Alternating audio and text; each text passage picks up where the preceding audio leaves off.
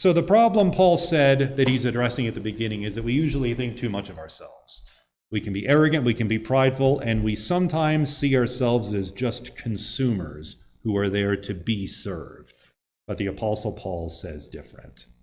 What is something that you can do, no matter who you are, so that you fight this urge that all of us have, the urge to think more of ourselves than we ought to? The suggestion I have is to do something like read Psalm 119, verses 9 to 16, and then pray through the passage like I gave an example of for Psalm 25, while asking God, teach me how I should glorify you with my gifts. Which is exactly what I said before. Word and spirit, that's how we are transformed by the renewing of our minds. Father and Son communicate through the Spirit in conjunction with the Word. We read the Word, Spirit speaks to us from the Father and Son. We grow, we change, we're convicted, we're moved to do things. That's how it works. Or else the alternative is just to say, yeah, I should try and serve more. Anyway, lunch.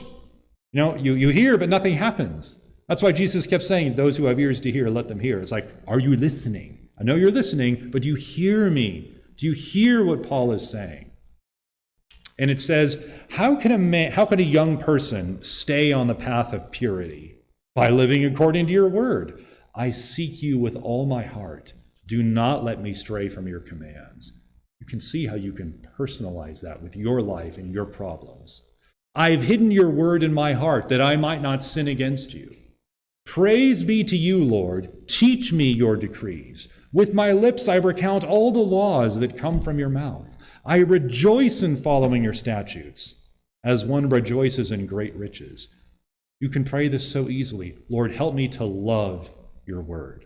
I meditate on your precepts and consider your ways. Lord, let me ponder what your word says. Let it roll around in my heart and tell me what it means for me and what I should do about it.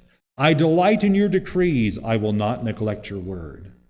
You can pray through Psalm 119, verses 9 to 16, as you can other passages. And then as you're praying through the scripture, have this question in your mind. Teach me how I should glorify you with my gifts.